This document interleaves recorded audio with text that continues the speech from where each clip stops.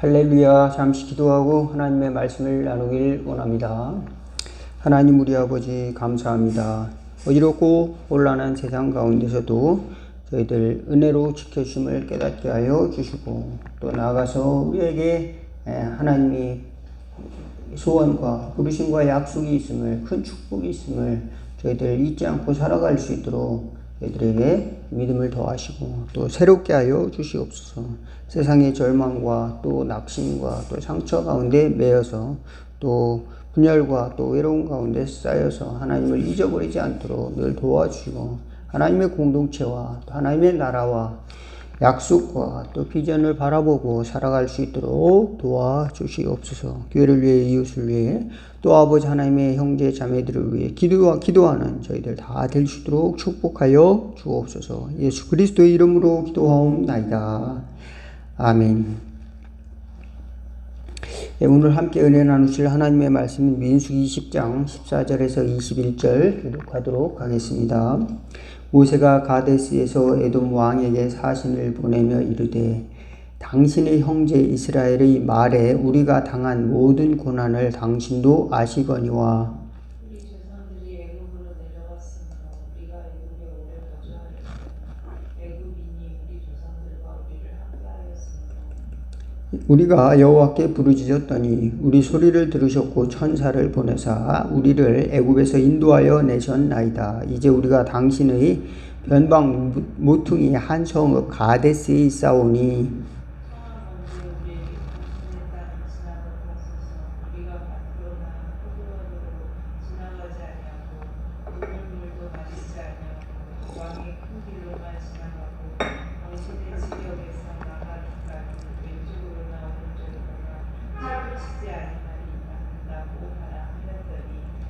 십8절 에돔 왕이 대답하되 너는 우리 가운데로 지나가지 못하리라. 내가 칼을 들고 나아가 너를 대적할까 하노라. 이스라엘 자손이 이르되 우리가 흙길로만 지나가겠고 우리나 우리 짐승이 당신의 우리 몫을 낼 것이라. 우리가 도로로 지나가더니 아무 일도 없으리이다. 그는 이르되 너는 지나가지 못하리라 하고 에돔 왕이 많은 백성을 거느리고 나와서 강한 손으로 막으니 에돔 왕이 같이 이스라엘이 그의 옆으로 지나가는 용납하지 아니하고 이스라엘이 그들에게서 돌이키니라. 아멘. 여기까지만 보도록 하겠습니다. 오늘은 이제 이스라엘 백성이 광야에서 가데스를 지나가게 됐습니다. 그런데 가데스를 통과하려면은 이제 그 지역을 지배하고 있는 에돔 왕에게 이제 허락을 받아야 됩니다. 그런데 에돔 왕이 그것을 허락을 하지 않았어요. 우리는 싸우려고 온 것이 아니라 단지 그냥 통행하려고 한다. 지나가게만 해달라. 그랬더니 이제 그것을 허락하지 않았습니다. 우리가 물을 마시더라도 물값을 낼 것이고 우리는 단지 통행만 하겠다. 그랬는데도 절대 그럴 수 없다. 그래서 이제 그곳에서 돌이켜서 다른 곳으로 가서 이제 하나님의 산으로 이렇게 호르산으로 나아갔던 것을 오늘 성경을 통해서 알 수가 있는데요. 이 과정을 이렇게 보면서 우리는 예수 믿는 저와 여러분이 이 삶 가운데는 이렇게 뜻밖의 이제 나와 다른 생각 또는 내 의견에 또 내 가는 길에 이제 장애가 되는 사람들을 만나기도 한다는 것입니다. 그래서 우리는 그런 상황 속에서 어떻게 대처를 해야 할까? 첫 번째는 이제 말씀을 드리기 원하는 것은 이제 그들은 오해하고 미워할 수도 있다. 우리를 미워하고 또 오해할 수도 있다. 단지 우리 목적은 저들과 싸우고 이기기 위해서 이제 있는 것이 아니다라고 하는 겁니다. 하나님의 뜻, 하나님의 약속을 향해서 목표를 향해서 가는 것이 중요하다. 저와 여러분이 그것이 먼저 우선순위가 돼야 되는데, 만약에 이것을 놓치면은 우리는 이제 당장 눈앞에 보이는 두려움, 또 공포, 또 전쟁, 이런 것 때문에 뭐가 중요하겠습니까? 승리가 중요합니다. 승리가 중요합니다. 승리가 중요합니다. 그래서 성공이 중요하고, 눈앞에 보이는 성공, 눈앞에 보이는 승리, 온갖 수단과 방법을 동원해서 이겨야만 되는 겁니다. 빠른 목표를 이루기 위해서. 그런데 정작 더 중요한 것은 하나님의 약속을 우리가 믿고 그 방향을 향해서 잘 순종하며 나가는 것이 더 중요하다라고 하는 겁니다. 그래서 살다가 보면은 쓸데없는데 목숨 거는 사람들이 의외로 많습니다. 쓸데없는 것에 목숨을 걸더라고요. 어디에 목숨을 겁니까? 내가 다른 사람보다 빨리 달려야지, 이렇게 해가지고 말입니다. 이제 카 레이싱을 어디에서 합니까? 레이싱 경기장에서만 하면 되는데, 그렇지 않고 고속도로에서 말입니다. 내가 저놈보다 빨리 달려야지, 저 차보다 빨리 달려야지 하다가 사고 나는 경우가 있습니다. 참으로 어처구니 없잖아요. 그래서 다른 차보다 빨리 가고 싶은 이 마음, 이런 것들이 별거 아닌 것 같지만 그것 때문에 사고가 나서 위험한 경우도 있어요. 또 때로는 그 경쟁을 이제 굉장히 부추기는 그 상황 속에 놓이기도 합니다.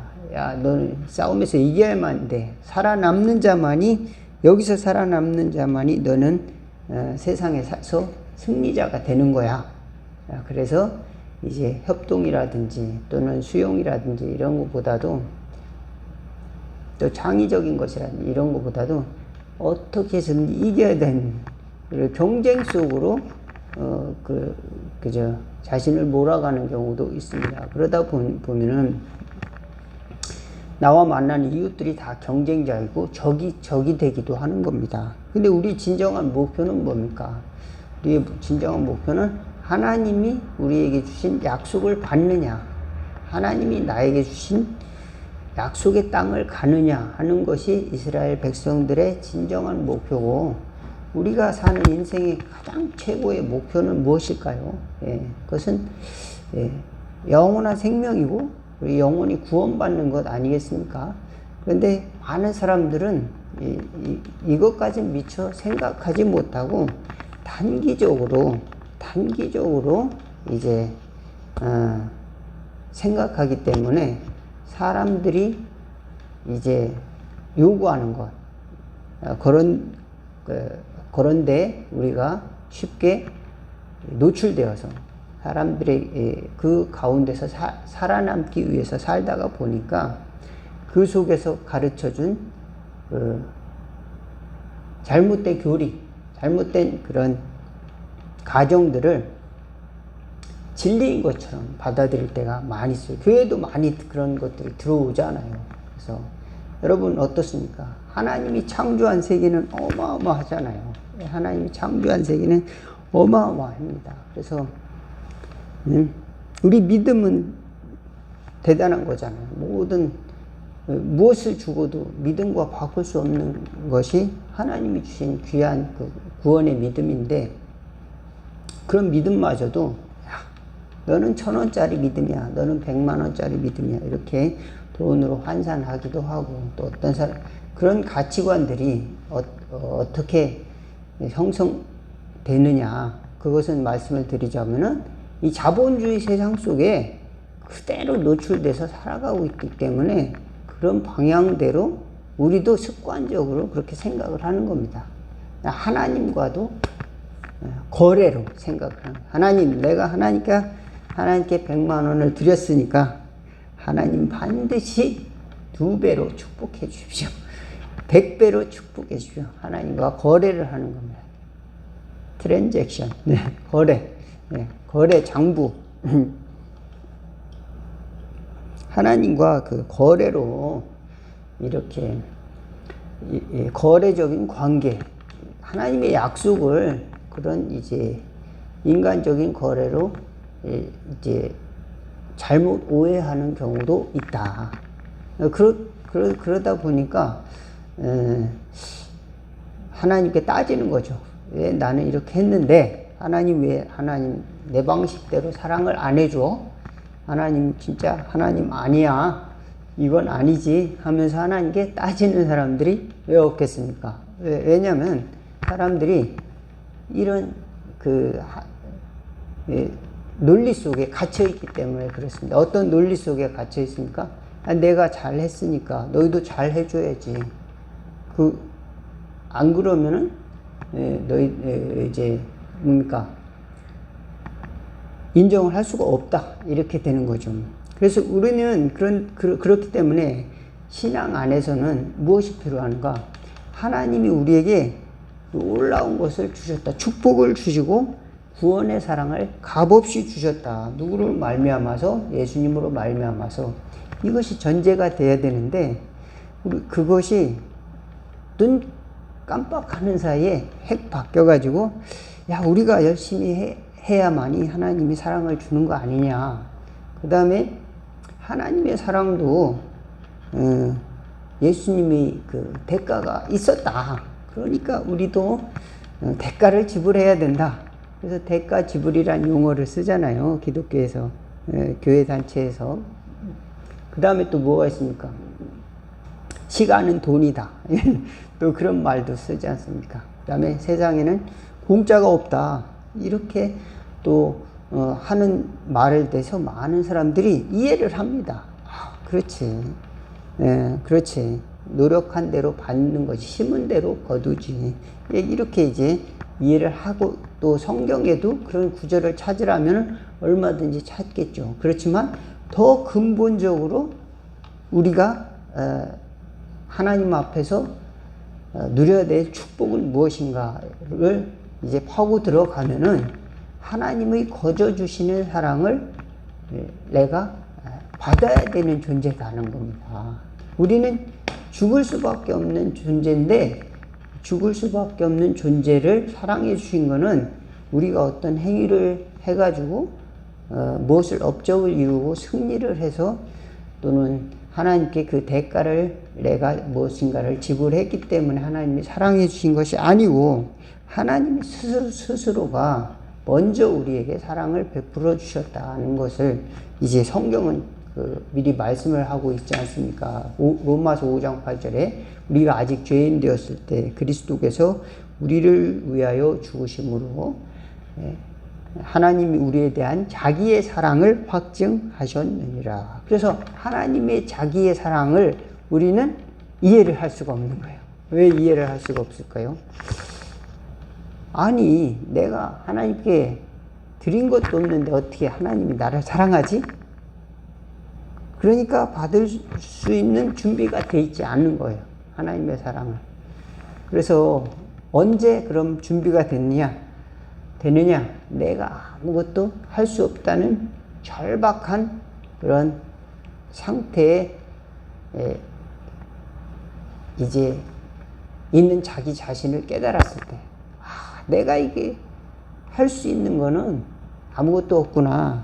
이것을 처절하게 느낄 때 비로소 우리는 하나님의 은혜에 대한 그런 소중함을 기도할 수 있는 겁니다. 하나님의 은혜 때문에 또 감사를 우리가 받아들일 수가 있습니다. 하나님의 은혜가 그게 감사한 거야 과연?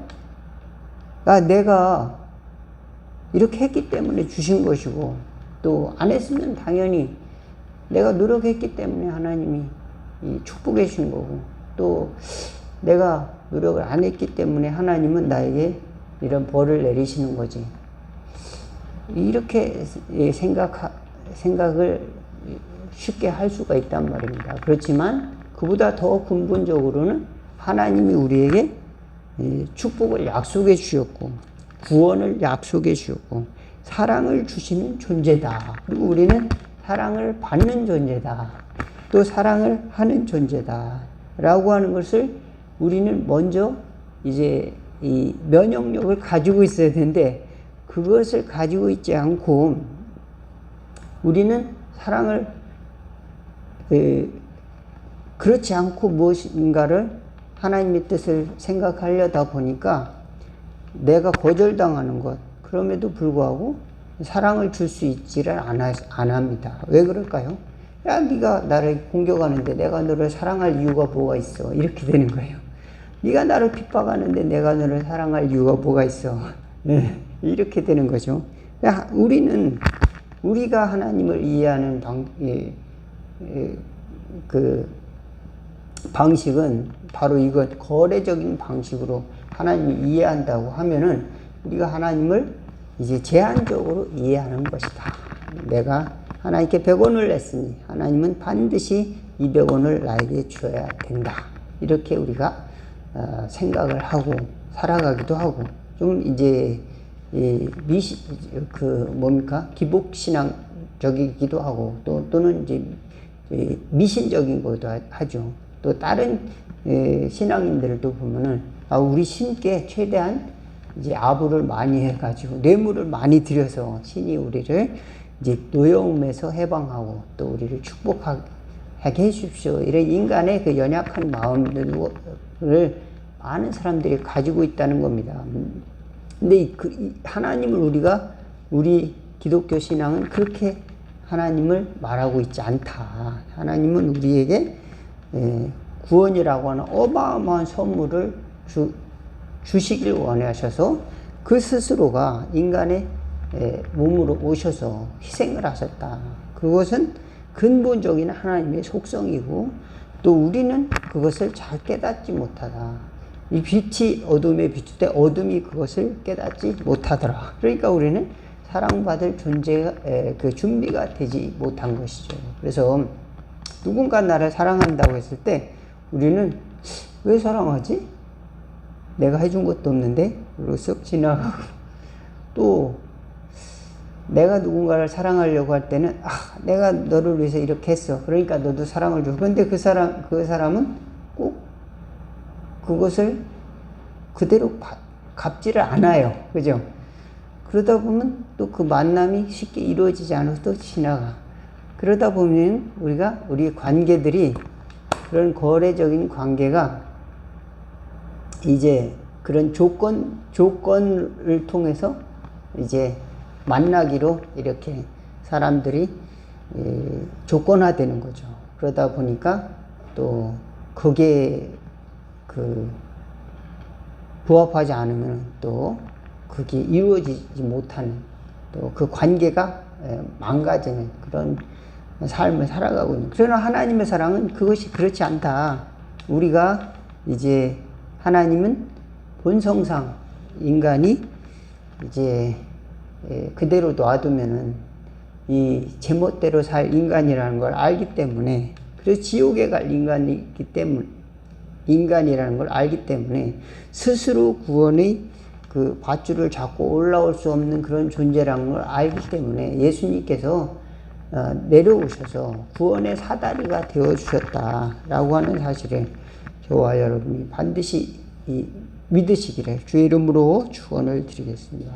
그러면은 이제 그럼 다 해결되는가? 그렇지 않고 우리는 이제 어떤 훈련을 해야 되냐? 그게 그렇다고 끝나는 것이 아니라 그게 삶 속에서 받아들여져야 되는데, 이게 그렇게 간단한 것이 아닙니다. 왜냐하면은 나를 까닭없이 미워하는 사람도 있다는 거죠. 나를 이해를 못하는 사람들도 있단 말이죠. 그런 사람들에게 우리가 어떻게 해야 될까요? 우리가 그런 사람들에게도 그런 사람도 있을 수 있다는 걸 이해를 해야 됩니다. 그리고 우리는 이제 항상 이제 눈에는 눈, 이에는 이, 또 법대로 하는 걸 좋아하잖아요. 그런데 세상에는 그렇게 안 돌아가는 때가 많아요. 그러면 우리가 그런 사람들에 대해서 자꾸 따지고 또 심판하고 또 비판하고 이러다 보면은 이제 내가 가야 될 길을 잊어버리는 사람들이 많습니다. 그리고 거기에 머물러 있는 경우가 많아요. 또 똑같이 같은 일을 행하면서도 비판하는 사람들도 있어요. 그러면 참 어처구니 없는 함정에 빠지게 되는 거죠. 예, 유대인의 율법 학자들이 똑같은 짓을 했습니다. 그래서 하나님의 법을 안다고 하면서도 자기도 못 지켜. 예, 그러면서도 사람들에게는 율법을 지키라고 강요를 해요. 얼마나 그게 지옥입니까? 자기에게도 지옥이고 그것을 듣는 사람도 지옥이고. 예, 저와 여러분은 하나님이 사랑 그것을 받는 그런 훈련 또 다른 사람이 우리에 대해서 이해하지 못하는 것을 또 수용할 수 있는 또 그것을 이제 싸움이나 대적함보다도 나의 목표를 향해서 달려가는 길에 있을 수도 있다. 그런 사람들에 대해서 그것을 피하는 또 지혜와 용기를 갖는 저와 여러분이 될 수 있으면 참 좋겠습니다. 그래서 저와 여러분들 하나님의 사랑을 잘 깨닫지 못하면 우리는 인간에 대한 그런 사랑, 집착, 또 이런 것, 또 원망 이런 것들이 나도 모르게 찾아옵니다. 내가 이렇게 살았는데 나에게 이 보상이 무언가? 이렇게 이 집에 시집 와가지고 이렇게 할 일을 다 했는데 나에게 주어진 보상이 무언가? 이렇게 하는 원망이 찾아오고 서운한 것이 찾아올 수도 있습니다. 그러나 하나님이 저와 여러분들에게 무엇인가 임무를 맡길 때는 반드시 하나님의 큰 축복이 준비되어 있다. 하나님이 큰 약속이 준비되어 있고 우리를 위한 하나님의 아름다운 계획이 있다. 이런 사실을 받아들이고 하나님의 뜻에 집중하는 지혜가 있는 저와 여러분 다 되기를 주의 이름으로 축원을 드리겠습니다. 기도하겠습니다. 하나님 우리 아버지 살아가다 보면은 나를 좋아하는 사람도 있고 또 싫어하는 사람도 있고 또 내 길에 장애물을 놓는 사람도 있고 방해하는 사람도 있습니다. 주여 도와주셔서 하나님이 나에게 주신 약속을 잘 붙들고 바라볼 수 있도록 그 축복을 향해 달려갈 수 있는 용기와 지혜를 더하여 주시옵소서. 잘 이해하지 못하고 잘 또 반대하는 사람들도 우리가 그런 사람들을 만날 때에도 저 지혜와 용기를 가지고 또 잘 믿음으로 대처할 수 있는 저희들 될 수 있도록 도와주시옵소서. 하나님의 사랑이 확실한 만큼 저희들도 흔들리지 않는 믿음을 가지고 살아갈 수 있도록 도와주시옵소서. 저희들의 마음이 좁아져서 하나님을 조건적인 하나님으로 또 거래적인 수단으로 이용하려는 마음이 아니라 순수한 하나님을 향한 믿음과 또 사랑으로 살아가는 지혜와 또 은혜를 또 덧입혀 주옵소서. 그리할 때 저희들에게 놀라운 하나님의 축복을 깨닫는 영원한 축복을 깨닫는 저희들이 될 수 있도록 은혜 베풀어 주옵소서. 예수 그리스도 이름으로 기도하옵나이다. 아멘. 주기도문 하시겠습니다. 하늘에 계신 우리 아버지 이름이 거룩히 여김을 받으시오며 나라가 임하옵시며 뜻이 하늘에서 이룬 것 같이 땅에서도 이루어지리다. 오늘날 우리에게 일용할 양식을 주옵시고 우리가 우리에게 죄진 자를 사하여 준 것 같이 우리 죄를 사하여 주옵시고 우리를 시험에 들게 하지 마옵시고 다만 악에서 구하옵소서. 대개 나라와 권세와 영광이 아버지께 영원히 있사옵나이다. 아멘.